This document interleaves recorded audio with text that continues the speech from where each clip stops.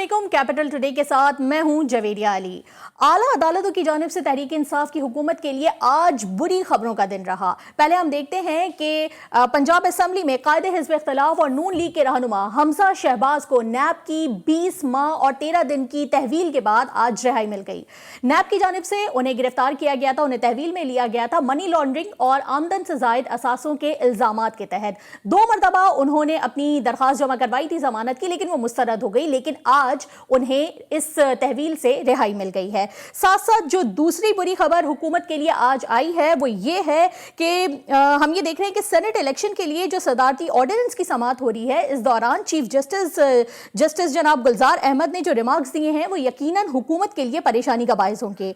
गो के अभी अदालत की जानिब से कोई फैसला नहीं आया है, लेकिन चीफ जस्टिस साहब का कहना यह है कि वोटिंग का क्या तरीकाकार होगा इसका फैसला पार्लियामेंट करेगी। तो अब देखना यह है कि हुकूमत का अगला लाया अमल क्या हो सकता है। साथ साथ एक और खबर के हवाले से हम आपको आगाह करते चलें कि DGISPR major general Babar Iftikhar ने आज गैर मुल्की सहाफियों से गुफ्तगू की है, जिसमें उनका कहना यह था कि लापता अफराद के मसला अब हल होने के करीब है। उन्होंने कहा है कि मच में 11 कारकुनों के कत्ल में मुलव्वस अफराद के हवाले से कुछ अहम गिरफ्तारियां भी सामने आई हैं और तहरीक तालिबान पाकिस्तान के साबिक तर्जुमान एहसान उल्लाह एहसान के हवाले से भी उनका कहना यह था कि उनको फरार करने के लिए जो लोग जिम्मेदार हैं उनके खिलाफ भी कार्रवाई की गई है। इन्हीं तमाम टॉपिक्स पे बात करने के लिए आज हमारे कैपिटल टुडे में हमारे शुरा मौजूद हैं। उन सबका भी हम आपसे तारुफ करवाएंगे और प्रोग्राम का बाकायदा आगाज भी करेंगे, लेकिन एक ब्रेक के बाद।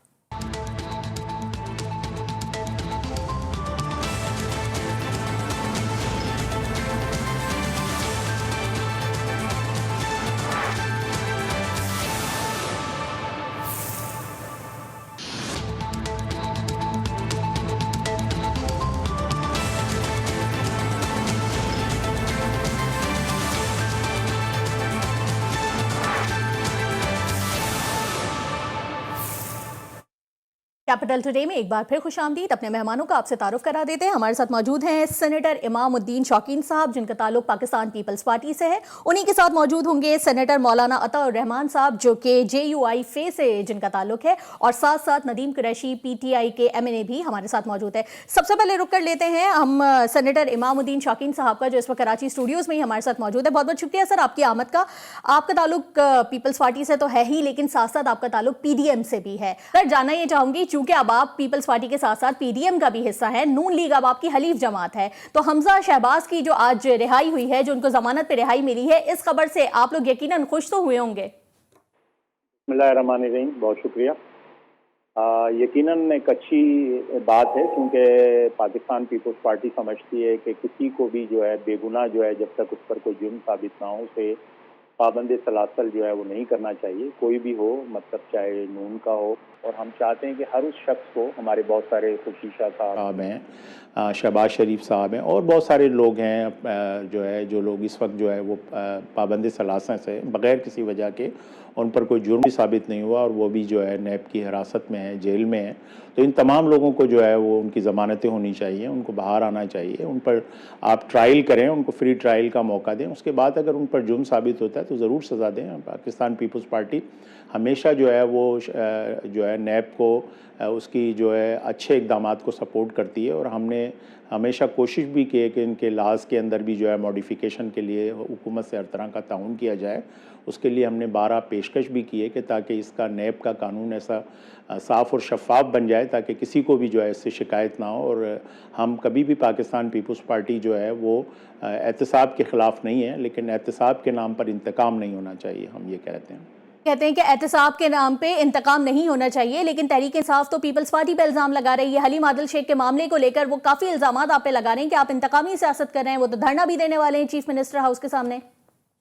देखें, ये अभी आपने मुर्तज़ा अवाब साहब की जो है वो प्रेस कॉन्फ्रेंस सुनी होगी कि उन्हें एक रूम दिया गया है, वो एक कमरे के अंदर ठहरे हुए हैं। और आप अगर सिंध गवर्नमेंट किसी किस्म की कोई इंतकामी कार्रवाई करती तो उन्हें जो है लॉकअप में होना चाहिए था। उन्हें बाकायदा जो है एक रूम दिया गया है और जिस तरह का ड्रामा रचाया गया है कि जी सांप आ गया, उनके कमरे में कोई जो है खिड़की भी नहीं है, उनके पास जो विजिटर आए हैं उनसे जो है इंक्वायरी होना चाहिए कि इनके कमरे में ये सांप किस तरह पहुंचा।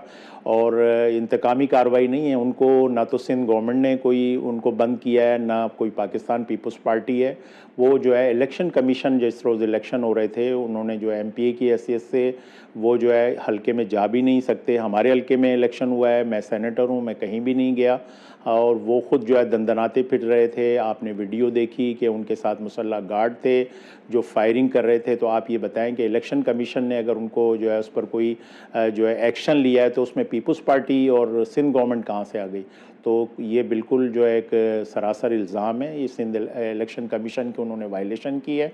उनकी जो है उस पर ये उनके ख़िलाफ़ FIR दर्ज हुई है और उन्हें पूरी तरह जो है सिंध गवर्नमेंट ने जो है वो सहूलत जो है एक अपोजिशन लीडर की हैसियत से जो उनको इंटरेक्ट दी है। और बाकी जो है कोर्टों का मामला है, इसमें सिंध गवर्नमेंट कहीं भी कोई उसकी कोई इंतकामी कार्रवाई नहीं है। पाकिस्तान पीपल्स पार्टी ने कभी भी किसी के साथ कोई सियासी इंतकाम नहीं लिया है। हम वापस आते हैं आपकी जानिब, PTI का रुख कर लेते हैं। नदीम कुरैशी साहब हमारे साथ मौजूद है। नदीम कुरैशी साहब, हमजा शहबाज साहब जो हैं आज जो रिहा हो गए हैं, पंजाब की सियासत में आप उनकी रिहाई को किस तनाजुर में देख रहे हैं और क्या आप समझते हैं कि तहरीक इंसाफ के लिए कोई खतरे की घंटी बज चुकी है? बिस्मिल्लाहिर्रहमानिर्रहीम। देखिए, तहरीक इंसाफ के लिए किसी किस्म की खतरे की ना कोई घंटी पहले थी ना अब है। हम जमहूरी लोग हैं, जमहूरियत के की रूह का तकाजा यही है कि हम पाकिस्तान का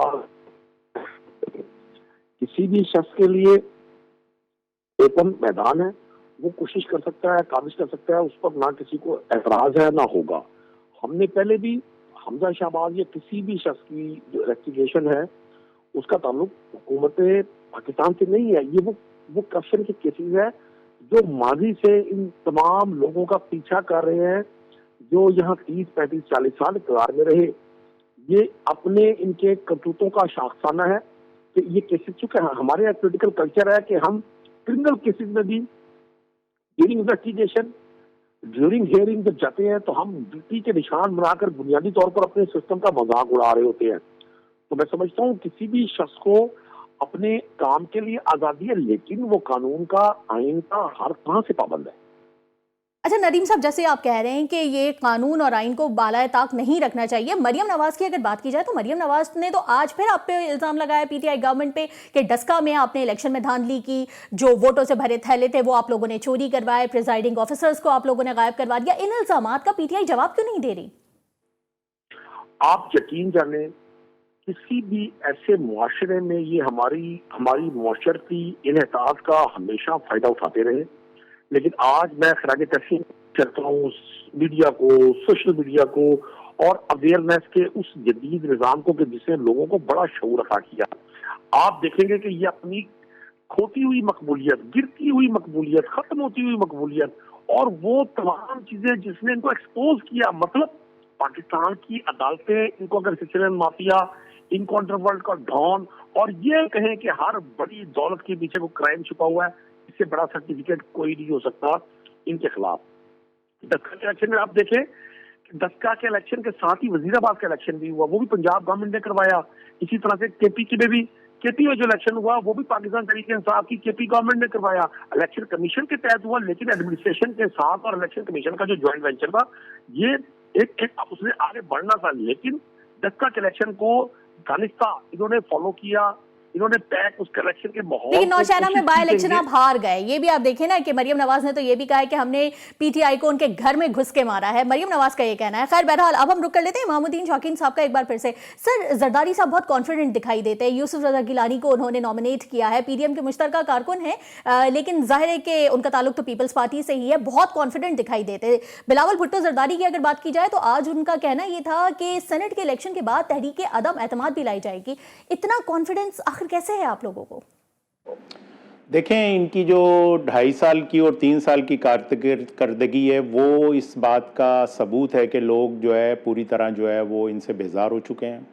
महंगाई का जो सुनामी और जो है बेरोज़गारी का जो सुनामी और जो है लोगों को जो इस वक्त परेशान है, इस मैं समझता हूँ कि तारीख़ की बदतरीन जो है महंगाई से लोग गुज़र रहे हैं।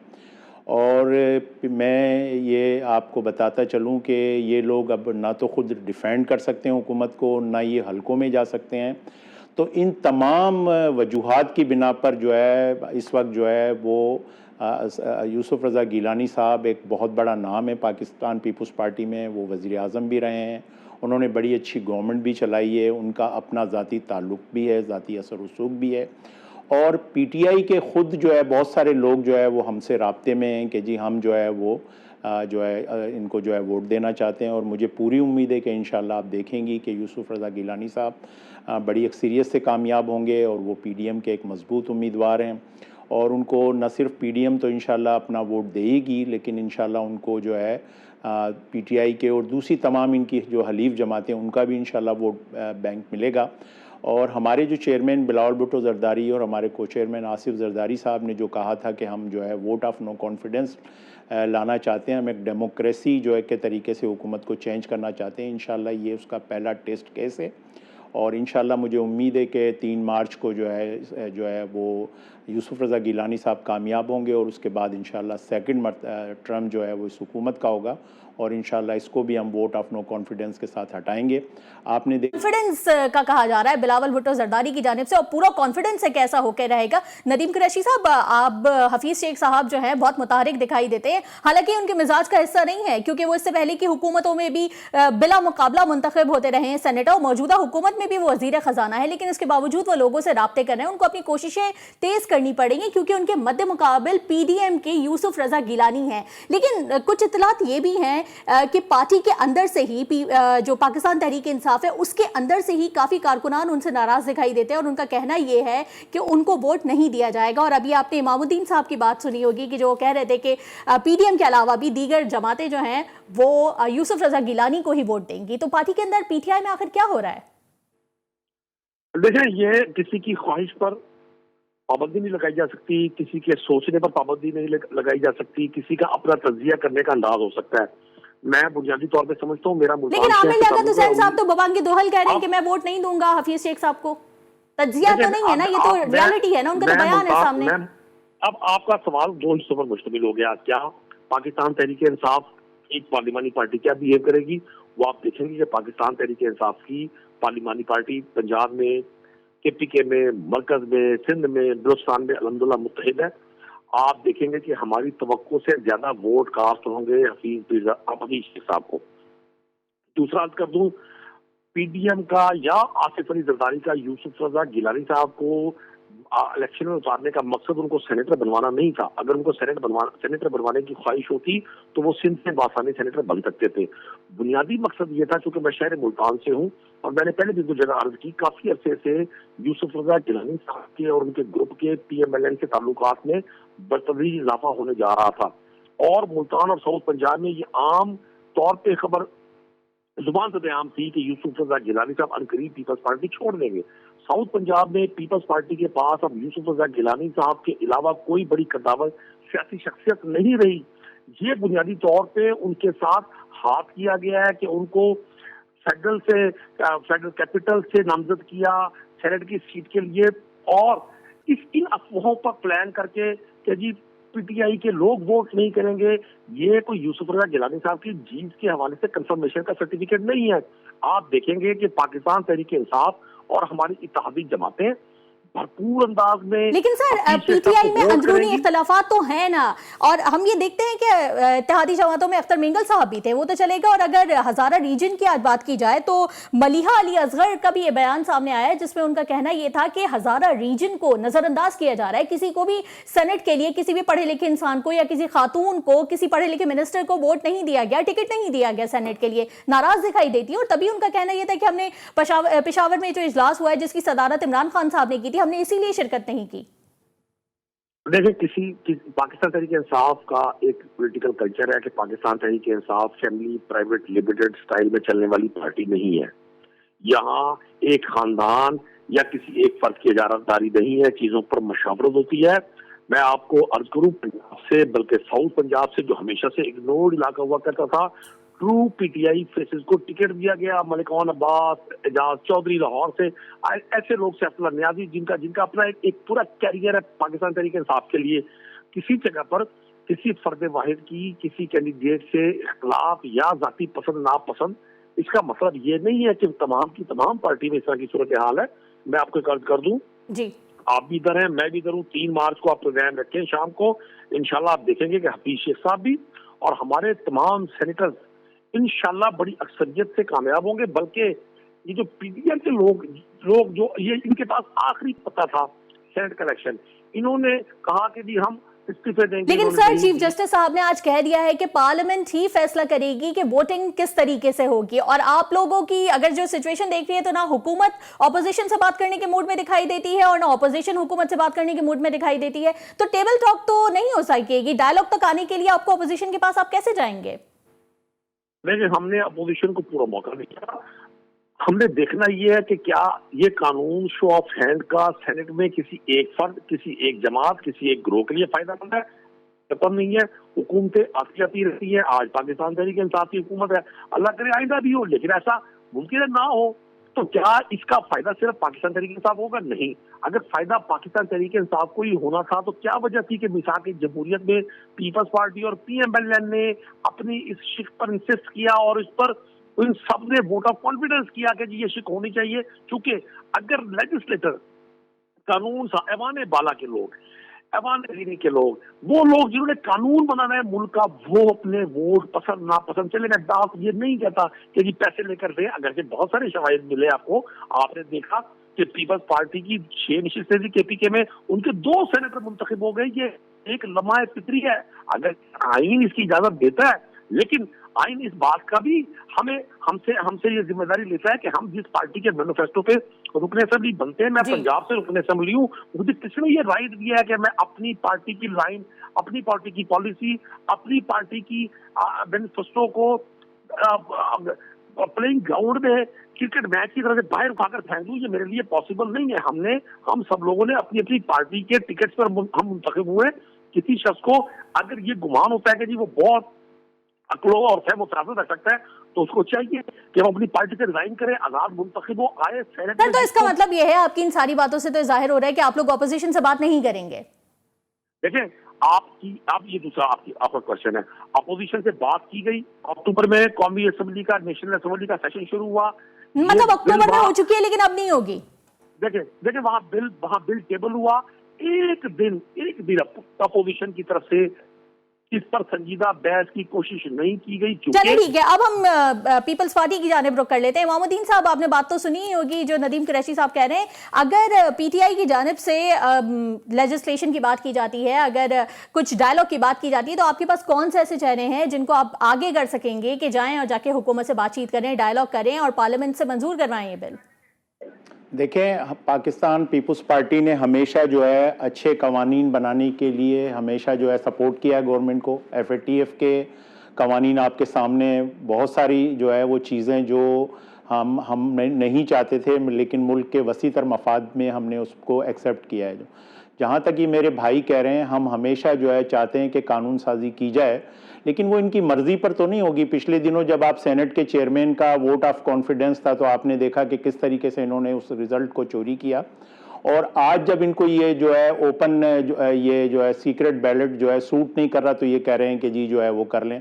आप देखें कि सेनेट, ये लोग भी बोलते हैं कि जब आप अपने मफाद के लिए आपने चार्टर ऑफ डेमोक्रेसी भी साइन कर दिया, अब आप सीक्रेट बैलेटिंग पे जोर दे रहे हैं।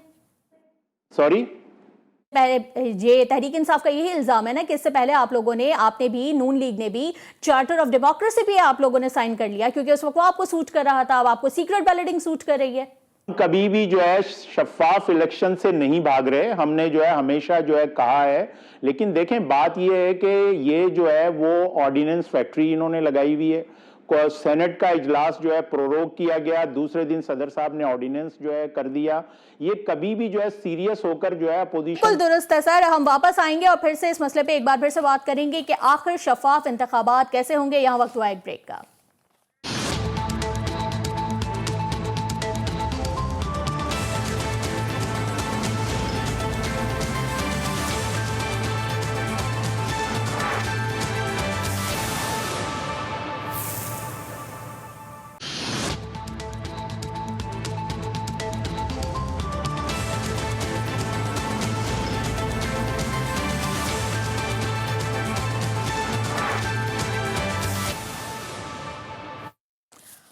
वेलकम बैक नाजरीन। ब्रेक पे जाने से पहले हम बात कर रहे थे कि आखिर शफाफ इंतखाबात कैसे होंगे। सेनेट इलेक्शन हो या कोई बाय लॉ इलेक्शन हो, जैसे भी इलेक्शन हो, उसमें शफाफियत बहुत अहमियत रखती है। लेकिन शफाफ इंतखाबात का इनेकाद करना एक बहुत मुश्किल मरहला होता है कि कभी अभी हमने देखा कि रस्का में जो ज़िमनी इलेक्शन हुए हैं उसमें किस किस्म की धांधली की खबरें भी आईं, वोटों की चोरी की खबरें भी आईं, और इलेक्शन कमीशन की जानिब से भी ये कहा गया कि बादियो नज़र में कुछ ना कुछ घपला ज़रूर हुआ है। नदीम कुरैशी हमारे साथ PTI से मौजूद है, उनका रुख कर लेते हैं। सर, डस्का में जो कुछ भी हुआ, हमने ये देखा कि ज़िमनी इलेक्शन में किस तरीके से जो है PTI की गवर्नमेंट पे इल्ज़ाम लगाए जा रहे हैं कि उन्होंने धांधली की। आप क्या समझते हैं कि इस तरह के इल्ज़ामात आगे भी लगते रहेंगे? शफाफ इंतखाबात का इनेकाद करना क्यों इतना मुश्किल होता है किसी भी गवर्नमेंट के लिए, किसी भी इलेक्शन कमीशन के लिए? आखिरकार ये धांधली के इल्ज़ामात क्यों आते हैं? देखिए, धांधली के इल्जामात पाकिस्तान की डेमोक्रेसी का ये एक बड़ा अलमिया रहा है कि यहाँ हमेशा से बहुत सारे इश्यूज पर हमने कभी भी ये नहीं सोचा, तय नहीं किया कि हमने हक बात करनी है।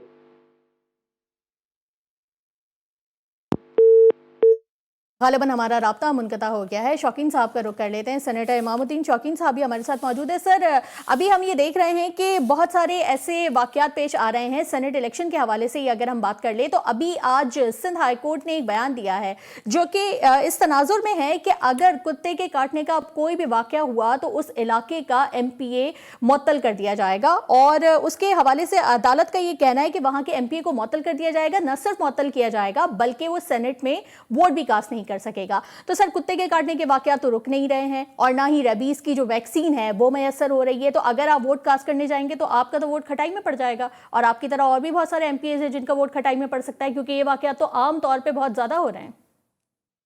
नहीं, आपका सवाल समझ में नहीं आया, ज़रा रिपीट करें।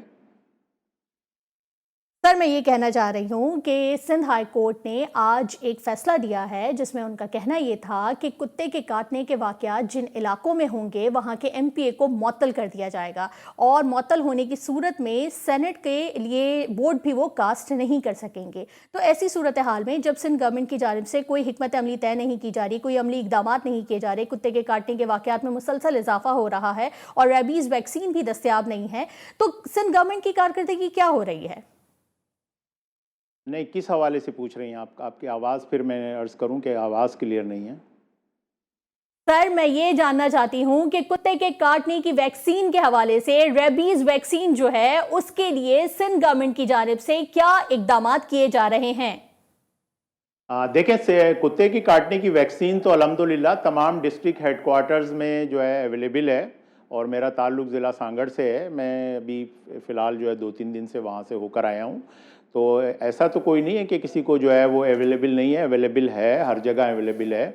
लेकिन बहरहाल ये है कि इसमें हर चीज़ में इम्प्रूवमेंट की ज़रूरत है, थोड़ा सा जो है और इसको बेहतर बनाया जा सकता है। कुत्ते काटने के जो है वाक़यात कम से कम हो, उसके लिए जो है जो वहाँ पे ज़िले हुकूमतें हैं, बल्दियात के जो निज़ाम है जो इस वक्त गवर्नमेंट सेक्टर में चल रहे हैं, पूरे पाकिस्तान में, सिर्फ सिंध की बात नहीं है, पूरे पंजाब में भी इस तरह के वाक़यात होते हैं। लेकिन सिंध में ज़्यादा रिपोर्ट हो रहे हैं, और ये भी मैं आपको बता दूं कि सिंध हाई कोर्ट ने अब ये फैसला दिया है कि अगर कुत्ते के काटने से कोई मरेगा तो फिर वहां का MPA मुअत्तल होगा। रुक कर लेते हैं जावेद हुसैन शाह का, जो कि मुस्लिम लीग नून से जिनका ताल्लुक है, वो MNA है, NA 92 सरगोदा से। सर, बहुत बहुत शुक्रिया प्रोग्राम में वक्त देने के लिए। जानना ही चाहेंगे कि हमजा शहबाज को आज जमानत पर रिहाई मिल गई है। यकीनन ये एक PMLN के लिए एक सुकून की खबर होगी। मरियम नवाज साहबा का भी आज एक बयान सामने आया है जिसमें वो कहती हैं कि हमजा शहबाज की वापसी से उनकी स्ट्रेंथ में इजाफा हुआ, और एक 11 होते हैं। अब पंजाब की सियासत में आप किस किस्म की हलचल देख रहे हैं? बिस्मिल्लाहिर्रहमानिर्रहीम। पंजाब की सियासत जिस तरीके से पहले चल रही है अभी भी ऐसे ही चलनी है। बहुत से लोगों की ये ख्वाहिश है कि मियाँ नवाज शरीफ और मियाँ शहबाज शरीफ की फैमिली में दरारें पड़ जाएं और उन इख्तिलाफात हों, लेकिन अल्हम्दुलिल्लाह अल्लाह का शुक्र है, उन पर अल्लाह का खसूसी करम है कि आज भी उनके खानदान में कोई ऐसी प्रॉब्लम या परेशानी नहीं है। वो जो भी फैसला फैमिली में और पार्टी में मियाँ नवाज शरीफ करते हैं, मियाँ साहब का खानदान और नून लीग उसको फॉलो करती है। हमजा साहब पिछले 10 सालों से तकरीबन और बिलखसूस इस इलेक्शन के बाद से पंजाब में खासे मुतहरिक हैं। और मरियम नवाज भी इस वक्त पंजाब नहीं बल्कि पूरे पाकिस्तान की पॉलिटिक्स में मुतहरिक हैं। मियां शहबाज शरीफ जेल में है, मियां नवाज शरीफ मुल्क के बाहर हैं। तो इन दोनों बहन भाइयों ने ही मिलकर पार्टी को चलाना भी है और पार्टी की पॉलिटिक्स को संभालना भी है। तो यकीनन हमजा शहबाज की रिहाई हमारे लिए बहुत बड़ी खुशी का बायस है और हमारे लिए बहुत बड़ी खुशखबरी है। और मरियम नवाज को भी उनकी आमद से बहुत बड़ी तकवीत मिलेगी और इंशाल्लाह जो नून लीग की मूवमेंट चल रही है वो उसमें मुतहरिक भी होंगे, वो स्ट्रांग भी होगी और वो मूवमेंट नेक्स्ट। सर, अब आप मोमेंट की बात कर रहे हैं तो चले मोमेंट की ही बात कर लेते हैं। पीडीएम के हवाले से अगर बात की जाए तो मौलाना साहब काफी नाला दिखाई देते हैं। मरियम नवाज से भी, बिलावल भुट्टो से भी, उन्होंने जरदारी साहब से भी शिकायत की थी। वजीर आजम, साबिक वजीर आजम नवाज शरीफ साहब भी ऑनलाइन मौजूद थे, जिसमें उन्होंने यही कहा था कि मरियम और बिलावल जो है अपने आप ही फैसले कर लेते हैं, उनको लूप में नहीं लेते। तो काफी खिंचे खिंचे दिखाई देते हैं मौलाना साहब। उनको मनाने के लिए क्या कोशिशें की जा रही है, क्योंकि पीडीएम की मूवमेंट तो आप लोगों को आगे बढ़ानी है। नहीं, ये भी आप लोगों की हद तक है। पीडीएम के जितने भी फैसले हैं वो पीडीएम के प्लेटफॉर्म पे होते हैं। हाँ, हर जमात अपनी अपनी जमात के अंदर की हद तक मशावरत भी करती है, अपना वो एक डिसीजन भी लेती है और वो डिसीजन वो पीडीएम के प्लेटफॉर्म पर मौलाना के सामने रखते हैं। लेकिन सर, ये कल ही की खबर है कि जो पीडीएम का जो इजलास हुआ है, कल जो लाहौर में इजलास हुआ है, उसमें बहुत सारे अरकान शामिल ही नहीं हुए क्योंकि उनको कोऑर्डिनेट ही नहीं किया गया था। कौन सा इलाज? जी सर, कौन सा इलाज की बात आप कर रहे हैं? सर, कल जो लाहौर में पीडीएम का इजलास हुआ है, इस हवाले से खबर कल ही आई है कि बहुत सारे अरकान शरीक नहीं हुए हैं क्योंकि उनको राब्ता नहीं किया गया था, उनको मुतला नहीं किया गया था, कोऑर्डिनेशन में कुछ कमी रह गई थी क्या?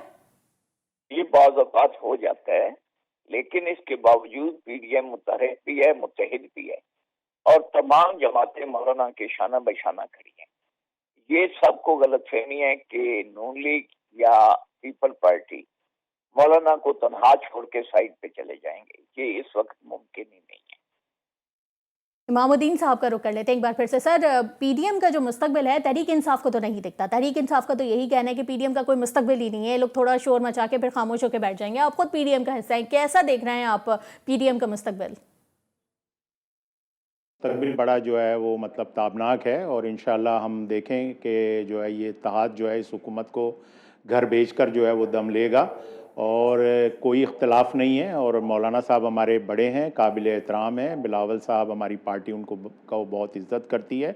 लेकिन जहाँ तक इस वक्त आपने कहा लाहौर के इजलास, सेनेट के इलेक्शन हो रहे हैं, सारी जो है वो सूबाई हुकूमतें और MNAs वगैरह सब उसमें बिज़ी हैं, तो हो सकता है कि वहाँ पे लाहौर में इस दफ़ा वो नुमाइंदगी नहीं हुई। लेकिन जितने भी जलसे सिंध में अल्हम्दुलिल्लाह हुए, जिसमें पीपल्स पार्टी मेज़बान थी, जहाँ जहाँ वो आपने देखे कि भरपूर किस्म के जो है वो जलसे हुए हैं और अल्हम्दुलिल्लाह हम पीडीएम के प्लेटफॉर्म के तहत जो है मुत्तहिद हैं और इंशाल्लाह पीडीएम जो है वो इस जो है मौजूदा हुकूमत से, जिसने लोगों का जीना दोबर कर दिया है, जिसने जो है एक बैड गवर्नेंस का जो है एक ऐसी मिसाल कायम की है, यहाँ पर जो है वो तारीखी गुर्बत और ये तमाम चीज़ें जो मतलब ये कि नौकरियों की बात की गई, महंगाई जिस उरूज पर है, तो मैं समझता हूँ कि इसमें पीडीएम से ज़्यादा जो है लोग खुद निकलेंगे और ख़ाली सेनेट का इलेक्शन होने दें। इंशाल्लाह उसके बाद हमारा लॉन्ग मार्च भी होगा और हम तमाम जो लॉन्ग मार्च भी होगा। आपका कहना यही है कि लोग खुद निकलेंगे, आपको ज़रूरत नहीं है इतनी, क्योंकि महंगाई से तंग आए हुए लोग, गुर्बत से तंग आए हुए लोग।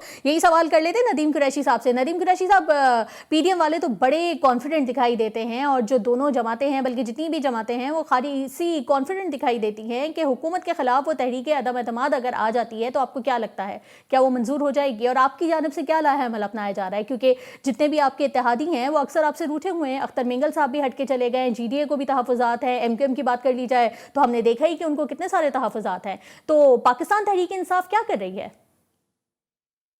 सबसे पहले तो मैं आपके सवाल के आखिरी हिस्से की तरफ आता हूँ। जी जी। जहाँ कोलिशन गवर्नमेंट्स होती हैं वहाँ किसी भी इशू पर इख्तिलाफ राय हो सकता है, लेकिन उसका ये मतलब नहीं होता कि खुदा न खास्ता को मुस्तकिल रास्ते जुदा हो जाते हैं।